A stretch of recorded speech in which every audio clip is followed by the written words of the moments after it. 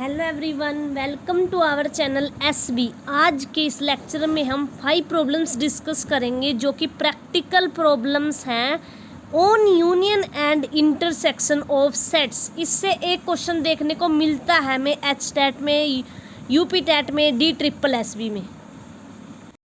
Problem करने से पहले हम थोड़े फॉर्मूलेज देख लेते हैं। If let A and B are two finite set है तो इनकी कुछ कार्डिनैलिटी होगी, यानी इनके अंदर कुछ नंबर ऑफ एलिमेंट्स होंगे। Then number of elements in A union B is equal to number of, इसको डेनोट करते हैं। एक तो कार्डिनैलिटी को हम ऐसे लिख सकते हैं, एक कार्डिनैलिटी को डेनोट ऐसे करते हैं हम, कार्डिनैलिटी ऑफ नंबर ए, और एक कार्डिनैलिटी को डिनोट करने का ये तरीका होता है। ये 3 तरीके यूज़ करते हैं हम, ठीक है। तो नंबर, इसका मतलब होता है number of elements in A union B is equal to number of elements in A plus number of elements in B minus number of elements in A intersection B. कि अगर हमें नंबर ऑफ एलिमेंट ए भी given है, number of elements in B भी given है, तो number of elements in A union B भी given है, तो हम number of elements in A intersection B भी निकाल सकते हैं। इस एक तो तरीका होता है कि हम वेन डायग्राम से कर लें, एक तरीका होता है कि हम ये फार्मूला यूज़ कर लें।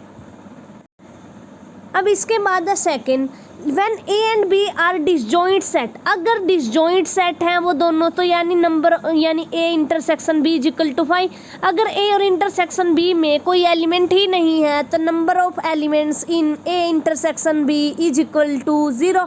तो यहाँ से जो ये फार्मूला था, तो यहाँ पे number of elements in A intersection B 0 हो जाएंगे। तो यहाँ से आएगा number of elements in A union B is equal to number of elements in A and number of elements in B.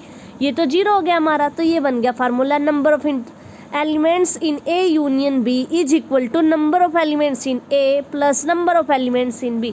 अब थर्ड, अगर हमारे पास किसी क्वेश्चन में 3 सेट्स गिवन हो, A and B are 3 finite sets, then number of elements in A union B union C is equal to number of elements in A, number of elements in B plus number of element in C minus number of elements in A intersection B minus number of elements in B intersection C minus number of elements in A intersection B plus number of elements in A intersection plus intersection B intersection C. तो ये तरीका होता है। सबसे पहले तो A के अंदर number of element plus B के अंदर number of element plus number of element in C minus, अब 2 के पेयर लेने हैं, ए की इंटरसेक्शन बी के साथ उसमें नंबर ऑफ एलिमेंट, बी की इंटरसेक्शन सी के साथ उसके अंदर number of element minus A की सी के साथ इंटरसेक्शन उसके अंदर number of element plus A B और सी की इंटरसेक्शन में जितने नंबर ऑफ एलिमेंट आते हैं उनको ऐड करना है। तो ये हमारे पास number of elements in A union B union C निकल जाएगा। तो अब इन 3 फॉर्मूलाज की हेल्प से और वेन डायग्राम की हेल्प से हम प्रैक्टिकल प्रॉब्लम्स करेंगे। फर्स्ट क्वेश्चन है, if x and y are 2 sets such that x union y has 50 elements, x has, अब x और y 2 सेट्स गिवन है हमें, और x यूनियन y के अंदर नंबर ऑफ एलिमेंट 50 हैं। x has 28 element, y has 32 elements, find how many element does x intersection y। तो इसको करने के हम यहाँ पर 2 मेथड डिस्कस करेंगे। एक तो वेन डायग्राम से कर सकते हैं, और एक सिंपली हमने जो फार्मूला पढ़ा था, number of elements in A union B is equal to number of elements in A plus number of elements in B minus number of elements in A intersection B. तो यहाँ पे given है number of elements in x union y is equal to 50, number of element in x 28, number of element in y is equal to 32। तो ये वही formula use कर लिया हमने कि number of element in A union B is equal to number of elements in A plus number of element in B minus number of elements in A intersection B. तो यहाँ पर given था कि number of elements in A union B है 50 और number of element in A 28, number of element in B 32। निकालने थे number of element in A intersection B, तो इसको एज इट इज रहने दिया। तो यहाँ से आया, मैं इसको लेफ्ट साइड में ले गए और 15 को राइट साइड में ले आए। तो यहाँ से 32 प्लस 28 60 बन गया, माइनस जो इधर था लेफ्ट साइड में, राइट साइड में जाके माइनस का हो गया। तो यहाँ से number of element in A intersection B is equal to 10। अब इसी क्वेश्चन को हम वेन डायग्राम से समझ लेते हैं कि जब हमें वेन डायग्राम से करना होता है तो कैसे करते हैं। अब हमें number of elements in X intersection Y निकालने हैं। तो हमने मान लिया कि number of elements in X intersection Y is equal to K, then तो हमारे पास x minus Y, X minus Y के अंदर वो एलिमेंट आते हैं जो हमारे x में प्रेजेंट होते हैं और y में नहीं होते। तो जो ये x इंटरसेक्शन y है इसमें तो वो एलिमेंट आ रहे हैं जो x में भी है और y में भी है। तो number of element in x minus Y, x में टोटल हमारे पास 28 एलिमेंट थे और जो x इंटरसेक्शन y मानना था, k मानना था। अगर मैं number of element in x में से k निकाल दूं तो मेरे पास वो एलिमेंट बचेंगे जो कि मेरे x में प्रेजेंट है, y में नहीं है। तो यहाँ से आ गया number of element in x minus Y is equal to 28 minus K. Similarly अगर मैं यहाँ 32 एलिमेंट्स है उसमें से इंटरसेक्शन ये निकाल दूँ तो यहाँ से मेरे पास आएगा number of element in y minus X is equal to 32 minus के।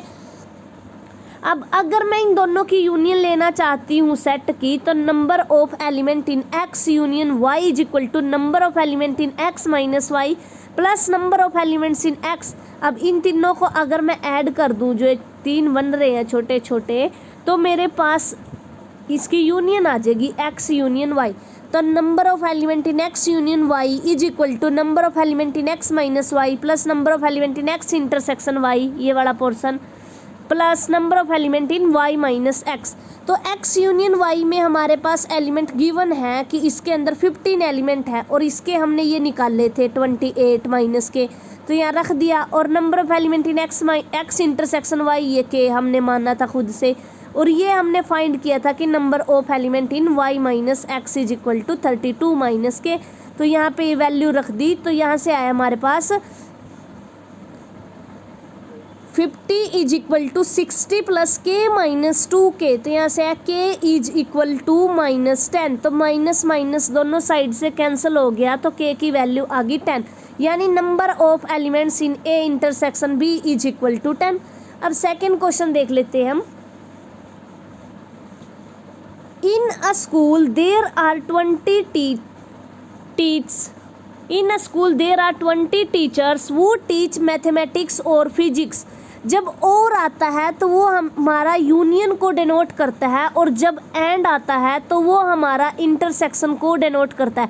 इंटरसेक्शन को हम इस साइन से डिनोट करते हैं और यूनियन को हम ऐसे यू से डिनोट करते हैं। अब इन्होंने बोला कि एक स्कूल है उसके अंदर 20 टीचर्स टीच करते हैं मैथमेटिक्स और फिजिक्स। तो यानी अगर मैं मैथ को m से डिनोट करूं और फिजिक्स को p से करूं, और बोला है इन्होंने, तो यहाँ पे अगर मैं m को मैथ से डिनोट करूं और इसकी यूनियन ले लूं मैं अगर p के साथ, क्योंकि और बोला है तो और यूनियन को बोलते हैं हम। तो जो मैथ और फिजिक्स दोनों पढ़ते हैं वो स्टूडेंट्स हैं मेरे पास यहाँ पर 20। उसके बाद ऑफ दिस 12 टीच मैथमेटिक्स, और जो मैथमेटिक्स पढ़ाते हैं टोटल, यानी जो नंबर ऑफ एलिमेंट्स मतलब m में है मैथमेटिक्स पढ़ाते हैं, वो मेरा हो गया यहाँ से 12। और जो and 4 teach both physics and mathematics, तो बोथ पढ़ाते हैं यानी फिजिक्स भी और मैथ भी। तो यहाँ से आ गया number of element in p intersection m is equal to 4। तो अब एक वो तरीका है कि हम फॉर्मूला लगा देते हैं यहाँ पर, उससे हमारा आंसर निकल आएगा इजली। तो उन्होंने पूछा है हाउ मैनी टीच फिजिक्स, की फिजिक्स कितने टीचर पढ़ाते हैं। तो m हमने डिनोट किया जो मैथ पढ़ाते हैं, p किया जो फिजिक्स पढ़ाते हैं। अब m यूनियन b, क्योंकि और का था वहाँ पे, तो 20 हो गए, और मैथ जितने पढ़ाते हैं वो 12 हो गए, और मैथ एंड फिजिक्स पढ़ाते हैं वो 4 हो गए। तो ये फॉर्मूला यूज़ किया कि number of element in a union b is equal to number of element in a plus number of element in b minus number of element in a intersection b। तो अब यहाँ से formula लगाया तो a union b की value थी हमारे पास 12, और number of element in a जो कि यानी कि जो मैथ पढ़ाते हैं वो 12 हो गए, जो फिजिक्स पढ़ाते हैं वो निकालना है, जो दोनों पढ़ाते हैं वो 4 दे रखा है। तो यहाँ से जो कि फिजिक्स पढ़ाते हैं वो हमारे पास 12 आ गए, यानी 12 टीचर ऐसे हैं जो फिजिक्स पढ़ाते हैं। इसके बाद है third question, in a survey of 400 student, कि कोई सर्वे किया 400 स्टूडेंट्स का in a school, 100 were listed a taking apple juice, कि उसमें से 100 ऐसे हैं जो एप्पल का जूस लेते हैं, and 150 as taking orange juice, कि 150 बच्चे ऐसे हैं जो ऑरेंज के जूस को प्रेफर करते हैं, and 75 were listed as taking both apple as well as orange juice, कि वो दोनों का जूस लेते हैं, एप्पल का भी और ऑरेंज का भी। Find how many students were taking neither Apple juice nor orange juice. ठीक है, अब ये फाइंड करना है कि ऐसे बच्चे बताओ जो कि ना ही तो एप्पल का जूस लेते हैं और ना ही ऑरेंज का। तो हमने यू हमेशा यूनिवर्सल सेट होता है, जो हमें गिवन सेट होता है उसका पूरे का पूरा सेट होता है यूनिवर्सल सेट। तो हमने एक सर्वे किया था स्टूडेंट का, तो यू डिनोट करता है सेट ऑफ सर्वेड स्टूडेंट्स। अब A, set of student taking apple juice, A हम डिनोट करते हैं जो एप्पल जूस लेते हैं, बी ऐसे स्टूडेंट जो कि ऑरेंज जूस लेते हैं।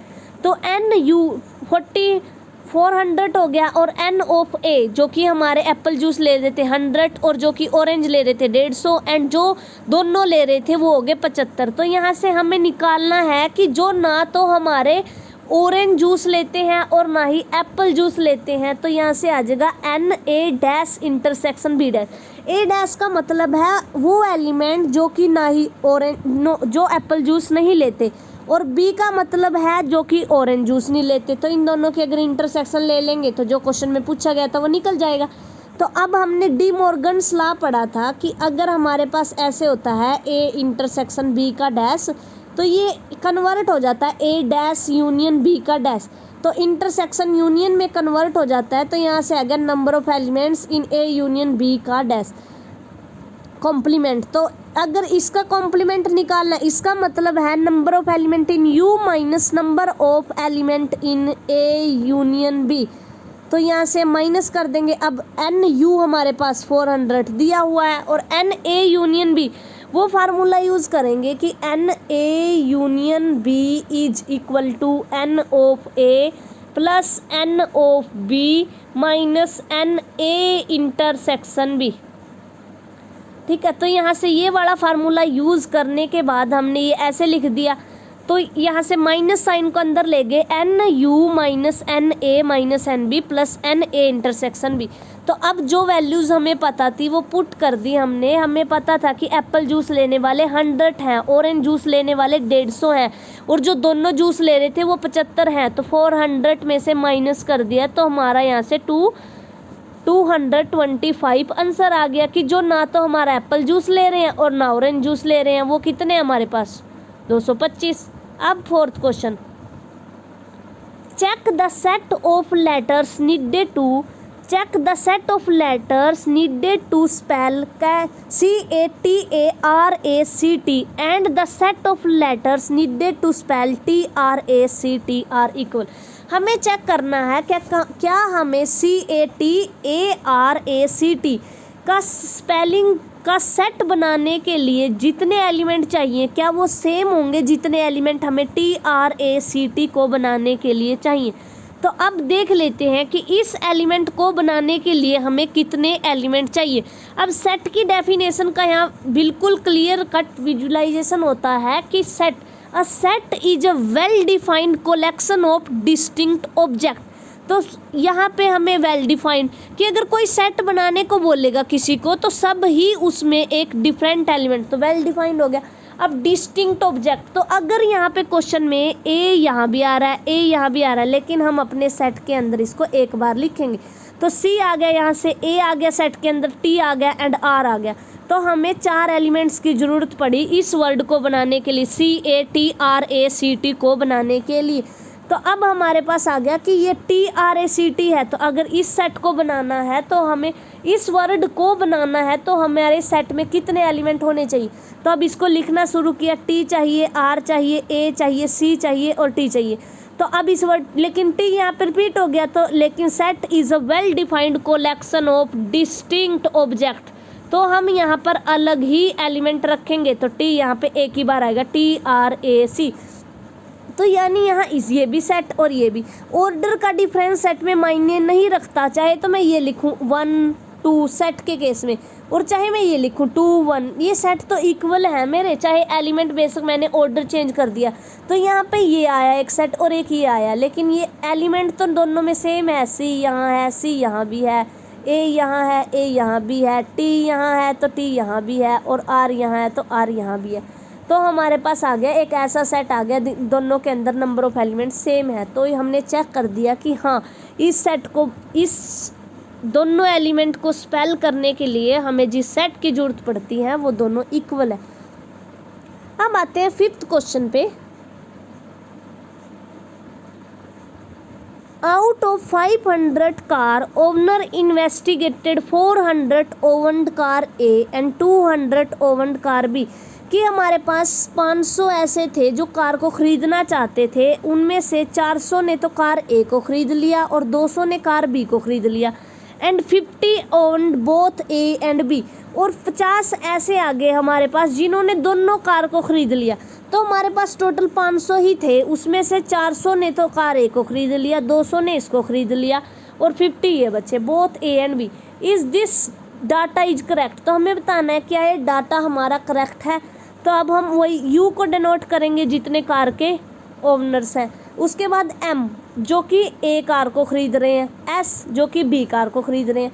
तो एन यू हमारे पास आ गया 500, N M 400, N S 200 and N S intersection M जो दोनों को ख़रीद रहे वो आ गए हमारे 50। तो यहाँ से फार्मूला यूज़ किया, N S union M is equal to N S plus N M minus N S intersection M. तो एन एस की वैल्यू है 200, एन एम की वैल्यू है 400 और एन एस इंटरसेक्शन की है 50। तो यहाँ से हमारे पास एन एस यूनियन एम 550 आ गया। लेकिन हमें पता है कि जो हमारा एस यूनियन एम है वो यूनिवर्सल सेट का तो सबसेट होता है, और ये प्रॉपर्टी होती है अगर कोई सेट इस सेट का सबसेट होता है, प्रॉपर सबसेट होता है, तो number of element in this set less than equal to number of element in this set. लेकिन यहाँ पर हमारे पास यू में तो दिए हुए थे फिर 500 एलिमेंट और यहाँ से आगे हमारे पास 550 एलिमेंट। तो यहाँ से ये हमारा डाटा करेक्ट नहीं है, क्योंकि यहाँ से ये आएगी 550 is less than 500 which is not possible, which is absurd result. तो हमारा जो ये डाटा गिवन था ये करेक्ट नहीं था।